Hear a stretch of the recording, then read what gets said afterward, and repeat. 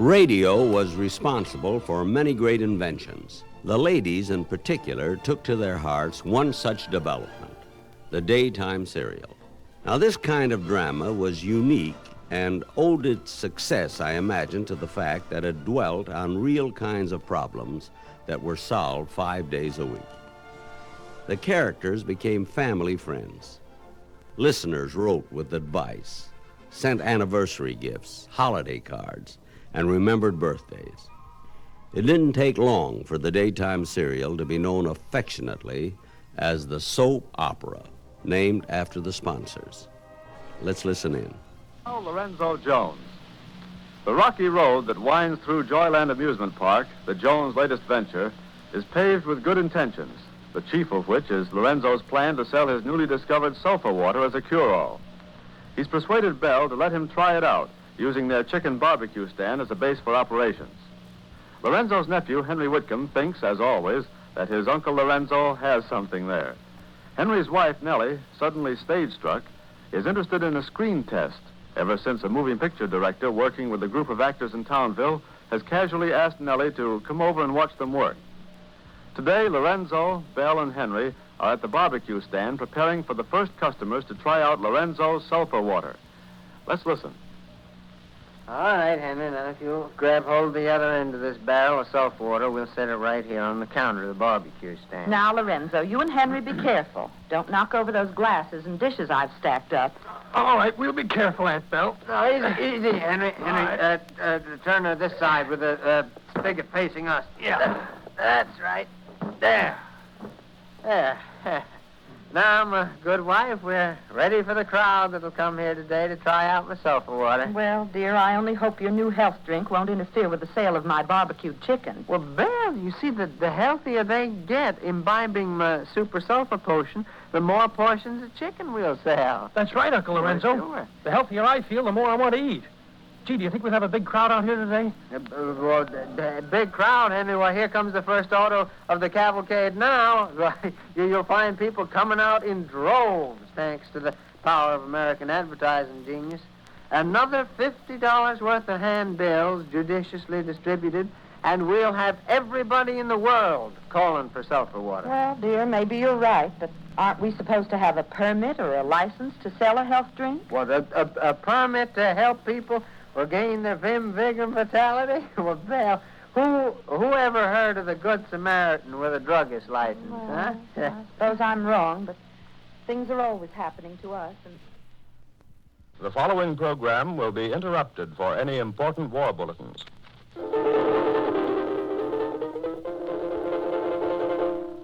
And now, the romance of Helen Trent.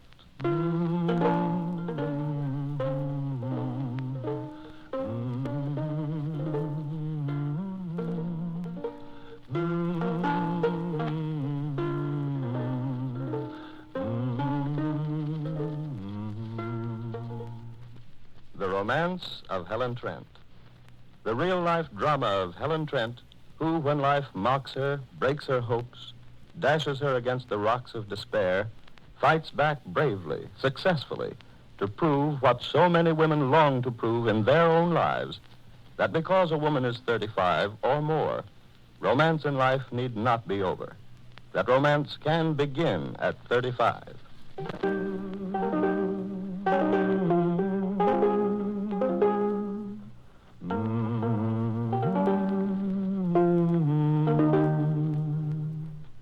Now for our story of Just Plain Bill. Danger threatens Bill Davidson and Nancy, his beloved daughter, and Kelly Donovan, her husband, because of the mysterious, sinister actions of Ira Brewster, who beat Kelly for district attorney by lying about Nancy's supposed parentage. Why, it's you, Mr. Willoughby. Hello, Bill. Well, I didn't expect to see you way down here in Hartville again tonight. Why, you look all in. I am rather tired, Bill. It's been a long, confusing day for me. Here, Mr. Willoughby, sit down. Let me call Nancy. She's back in the kitchen. I'll have her bring in some hot coffee. Maybe you'd like something to eat. Oh, no, Bill, thanks. Don't bother Nancy. Oh, Nancy will want to hear whatever you've got to tell me. Oh, Nancy. Yes, Daddy? What is it? Mr. Willoughby's here. You better come in. Oh, and bring some coffee, will you? Oh, yes, Daddy. I'll be in a minute. Life was never simple and easy for the real-life characters in our soap operas. Marriage, separation, illness, even death played a part. The heroines came from all walks of life, even from the theater itself. And now Mary Noble, backstage wife. Mary has been the victim of a false friend, Armand Delubac, who took her diamond engagement ring with the promise of having it repaired. But instead, Armand pawned the ring and tried to blackmail Mary and Larry. And when Marcia Mannering tried to make it appear that Mary was in love with Armand and had given the ring to him, she turned Larry violently against her. And thereupon, Marcia conspires with Armand to get even with Mary and Larry. When Mary and Larry later discover that the ring has disappeared from the shop, Mary is heartbroken, and Larry resolves at last to notify the police. Well, Mary, here's our story in all the afternoon papers. Yes, Larry, I've seen it. Famous actor reports theft of wife's jewels to police. A very concise and accurate statement of facts, I'd say. And you certainly can't feel that this is very damaging publicity, Mary. You got around it very nicely, Larry. Well, the police have cooperated, too, in not revealing anything to the press except what's printed right here. But I still have the sinking feeling that something bad's about to happen, Larry. That doom's hanging over our heads. Well, I've managed so far to keep those reporters from getting a hold of me. They've been banging at the door all morning, clamoring for more details, but if I can just continue to duck them, I don't think that any more will leak out. Oh, it's not only the reporters I'm afraid of. What do you mean? You're taking this thing awfully hard, Mary. Oh, Larry, what's going to happen when or if the police do catch Armand or whoever it is that has my ring? Well, we'll just get the ring back and prosecute the scoundrel, that's all. But don't you see, you'll still have to go through all that mess of a criminal trial. All right, baby, so what? But unless we can be perfectly sure of presenting the facts believably, the public will turn against you. They might think on the face of it that you're prosecuting an innocent man. Mary, I wish you wouldn't be arguing against me in this thing. I've done what I think best in order to get back your engagement ring. I know you have, Larry, dear, and I love you for it. As radio changed its role, old favorites faded from the scene. For example, I know that many people shed a quiet tear with Ma Perkins. I suppose our youngsters would say cornball or square.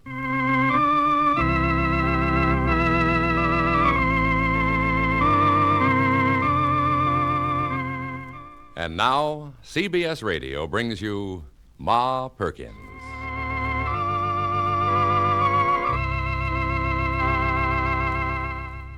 Well, what could be more appropriate today than to turn the clock back to join Ma and the folks at Thanksgiving dinner? Ma and the family have so much to give thanks for. Let's join them all. They haven't yet sat down. In the kitchen, we find Fay and Evie and Ma. Listen. Shuffle and Willie are so hungry. Come on, honey. Let's get the cranberries. Look at the turkey.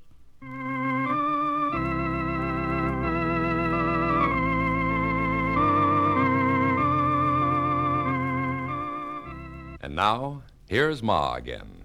Thank you, Dan. This is our broadcast number 7065. I first came here on December 4th, 1933. Thank you for all being so loyal to us these 27 years.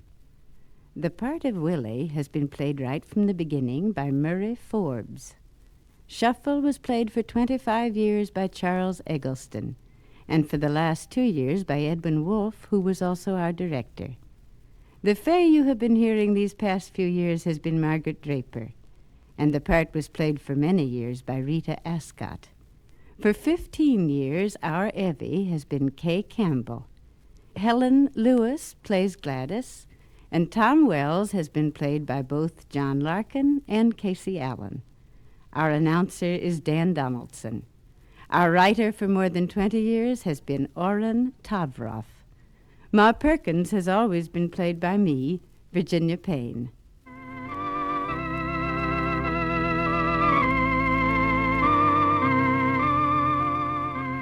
If you care to write to me, Ma Perkins, I'll try to answer you.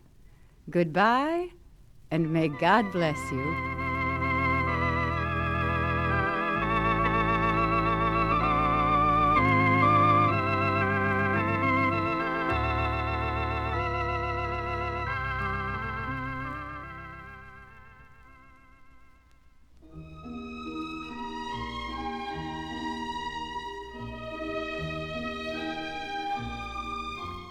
Another kind of daytime radio program was the interview show. Perhaps you remember two of the most famous as the Noontime Kate Smith Show and Mary Margret McBride. Now, Mary Margret McBride is still on radio in many cities. Certainly, she must own a record, for her first broadcast went on the air in New York, May 3rd, 1934. Her guests have ranged from the great political figures to folks in the news. I don't know whether this is really a respectful way to speak about a vice president, but one of the boys who do some work around your office, Mr. Vice President Barkley, said to me, "Doesn't that guy ever get tired?" And I said, "Well, how would I know?" He said, "Well, I didn't mean you to answer the question. It was just one of those rhetorical questions." Yeah. He just said that you tire them all out. Somebody at the Meet the Press yesterday out in the audience asked me that question, if I never got tired. And what'd you say? I said, I've never had a feeling of fatigue or exhaustion in my life. I've always worked hard, but it may be a bad thing, because if I got tired, I might go off and lie down and rest now and then. But never getting tired, I just keep on. Uh-huh. That's my answer, and that's the truth. I never do have a sense of fatigue or exhaustion. Never in your whole life. I bet you that means you don't worry. No, I don't, really. I don't mean that I don't think things over seriously, but I've got a philosophical view that worrying, it doesn't solve anything. And they tell me it creates ulcers in the stomach. Oh, yes. I've known them to get it, too. Now, Mrs. Barkley, you can tell us whether he really lives by this or whether this is one of those things men say now and then. No, it really is true. I can't possibly keep up with him, and I can tell you a cute little story about him that someone told on him when he was campaigning in 1948. It was either in 48 or 50. And he was touring very, very terrifically heavy schedule over Kentucky in a very small plane, which was piloted by a good friend of his, and a couple of the young men that were helping out, my husband out, were along also. And he'd been hopping all over Kentucky for weeks and speaking here, there, and everywhere, making 5 and 6 speeches a day, and he had all the men absolutely beat down. He, of course, feeling perfectly fine. They got in the plane to take off to go on to their next engagement, and the pilot, who's an old friend of my husband's, said that he just absolutely was so worn out from this terrific campaign and from trying to keep up with him with not nearly enough rest for an ordinary, normal person to go on, that he was at the controls, of course, and to his utter horror, he suddenly came to and realized that he had dozed and found the vice president very calmly just flying the plane. He knows nothing about it whatsoever, at all, absolutely nothing. And the pilot was so frightened for just a minute, he didn't quite know what to do. It gave him an awful shock. And he said, oh my, Mr. Vice President, he said, for goodness sake. And my husband said, well, that's all right, Charlie. He said, you look like you were kind of tired and needed a little nap. Of course, it was one of those little bitty planes, I must explain it, almost fly themselves. Yes, it was Charlie Gartrell. And he said you just whipped him down, absolutely. Oh, I don't know how you do this thing. But I certainly would have been a little bit. That means he's never afraid either. No, he hasn't a nerve in his body, not one.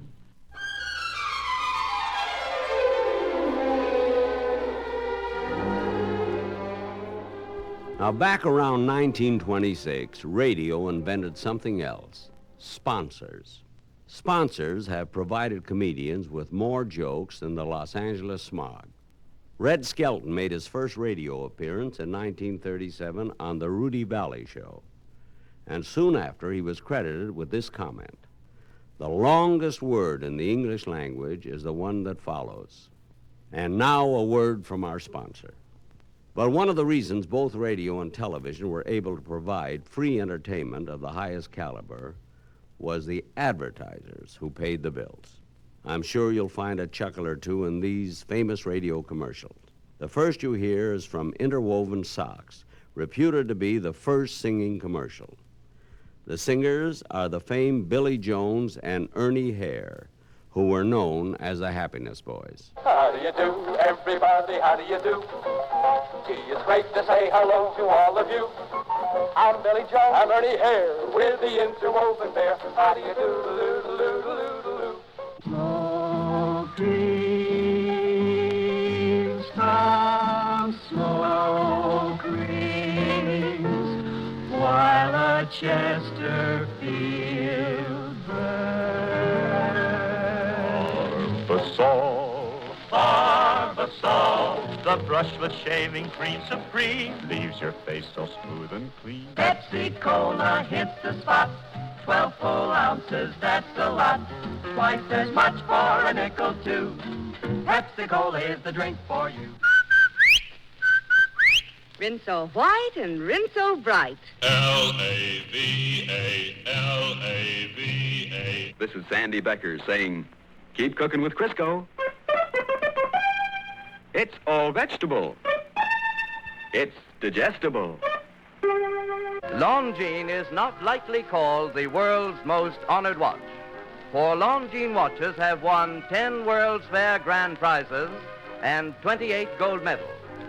Longines watches have also won more honors for accuracy than any other timepiece. Longines, the world's most honored watch, is a product of the Longines-Wittnauer Watch Company.